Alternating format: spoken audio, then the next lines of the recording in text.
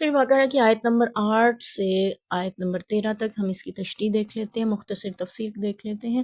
لوگوں میں سے کچھ ایسے ہیں جو کہتے ہیں ہم اللہ پر ایمان لائے، آخرت پر ایمان لائے، اور مومن نہیں ہیں، اللہ کو دھوکہ دیتے ہیں ایمان والوں کو، اور اپنے آپ کو ہی دھوکہ دے رہے ہیں، اللہ کو تو دھوکہ نہیں دیا جا سکتا۔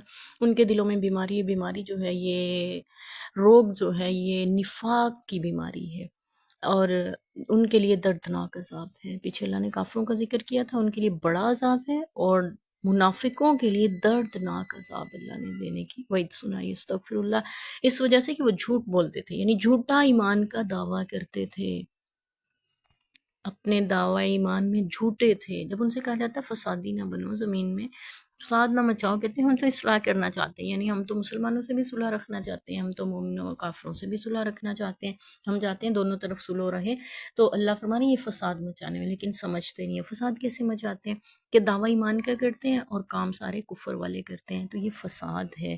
اور جب ان سے کہا جاتا ہے ایمان لاؤ، جیسے لوگ ایمان لائیں، تو کہتے ہیں ہم بے وقوفوں کی طرح ایمان لائیں۔ دراصل وہ جب صحابہ کرام اپنے مال جان، اپنا گھر بار دین کے لیے، جہاد کے لیے وقف کرتے تھے، تو وہ کہتے تھے کہ نعوذ باللہ یہ تو بے وقوف ہیں کہ اپنا گھر بھی سارا دے آئے ہیں اللہ کے راستے میں، اپنے مال بھی، اپنے بچے بھی دے رہے ہیں، تو ہم ایسے بے وقوفوں کی طرح ایمان نہیں لانے والے۔ اللہ نے فرمایا یہی بے وقوف ہیں۔ بے وقوف وہ ہیں جو ان کو، صحابہ اکرام کو نعوذ باللہ ایسا کچھ کہہ رہے ہیں، لیکن یہ جانتے نہیں ہیں۔ تو ہمارے سورہ بقرہ کی پہلی آیت سے لے کر یہاں تک، اور یہ پورا رکوع میں آگے چل کر بھی اللہ تبارک و تعالیٰ نے ہمیں 3 قسم کے لوگوں کا تعارف کروایا ہے۔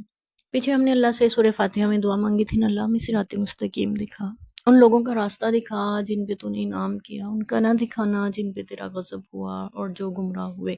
اللہ تبارک و تعالیٰ نے ہمیں 3 قسم کے لوگوں کا تعارف کروایا سورہ بقرہ کے شروع ہوتے ہی۔ پہلے مومنوں کا، متقین کا، یہ قرآن سے ہدایت لیتے ہیں، یہ کامیاب ہونے والے، اور دوسرے نمبر پر کافروں کا، جو ایک طرف مومن دوسری طرف پکے کافر، وہ کفر میں اس حد تک آگے بڑھ گئے کہ ان کے دلوں پہ مہر لگا دی، اور اللہ نے ان کے لیے بڑا عذاب تیار کیا۔ اور تیسرا اللہ تعالیٰ نے منافقوں کا تعارف کروایا کہ جو زبان سے دعویٰ کرتے ہیں ایمان کا، اور دل ان کے کافروں کی طرف جھکے رہتے ہیں، اور کام سارے کافروں والے کرتے ہیں۔ ان کے جھوٹے دعوے کی وجہ سے ان کے لیے اللہ نے دردناک عذاب تیار کر رکھا ہے۔ اب ان تینوں گروہوں کا ذکر کرنے کا مقصد دراصل یہ ہے کہ ہم اپنے بارے میں جائزہ لے سکیں کہ ہم کس صف میں کھڑے ہیں، ہم کس گروہ میں خود کو دیکھ رہے ہیں، ہم میں آیا وہ صفات پائی جاتی ہیں جو متقین کی ہیں، یا پھر خدا نخواستہ کافروں والی ہیں، یا پھر منافقوں کی طرز پہ تو ہم نہیں جی رہے۔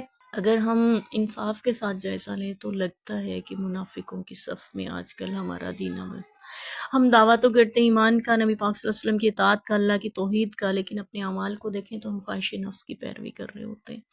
افرائیت الذی من اتخذ الہہ ہوا، اللہ نے فرمایا تھا کہ آپ نے اس شخص کو دیکھا، قرآن پاک میں اللہ کا ارشاد ہے، جس نے اپنے خواہش نفس کو اپنا معبود بنا رکھا ہے۔ اللہ کو معبود نہیں بنایا، خواہش نفس کو، جہاں دل کیا اللہ کی عبادت کرنے کو کر لی، نہیں دل کیا تو نہیں کی، ایک نماز پڑھنے کو دل کیا پڑھ لی، نہیں دل کیا تو نہیں پڑھی۔ تو ایسے شخص نے اپنے رب کو، اللہ کو معبود نہیں بنایا، اس نے اپنی خواہش کو معبود بنایا۔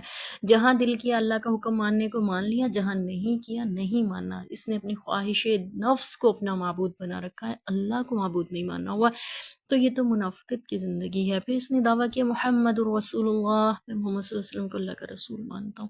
اب رسول مانے تو اطاعت بھی ان کی واجب ہو جاتی ہے، آپ صلی اللہ علیہ وسلم کی۔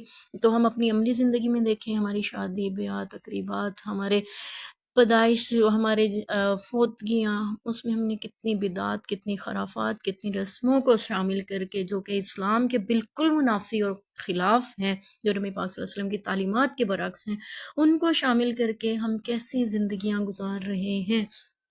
کیا ہم منافقوں کی طرز پہ نہیں جی رہے؟ ہمیں اپنی اصلاح کرنے کی بھی ضرورت ہے، اور ان تینوں گروہوں کے انجام اور اعمال کو مد نظر رکھتے ہوئے اپنا جائزہ لینے کی ضرورت ہے۔ اللہ تبارک و تعالیٰ میں ہدایت نصیب فرمائیں، اللہ میں متقین کی صف میں شامل فرمائیں، اللہ میں تقوی کی زندگی گزارنے والا بنائیں۔ اللہ کرے ہم متقین بن کے زندگی گزاریں، نہ کہ کافروں کی طرح جو حق کو دیکھ کر بھی اس کو ٹھکرا دیتے ہیں، اور نہ اللہ جی منافقوں کی طرح نہ بنانا کہ دعویٰ ایمان کا کرتے ہیں اور زندگیاں ایمان کے خلاف گزارتے ہیں، اسلام کے خلاف گزارتے ہیں، اس کی متضاد زندگی گزار رہے ہیں، اللہ میں ایسا نہ بنانا۔ اور پھر ان کے لیے عذاب علیم کی وعید اس وجہ سے ہے کہ یہ جھوٹے تھے اپنے دعوی ایمان میں، یا جھوٹ بولتے تھے، اللہ میں سچا بنا دینا۔ اور یہاں سے ہمیں یہ بھی پتہ چلتا ہے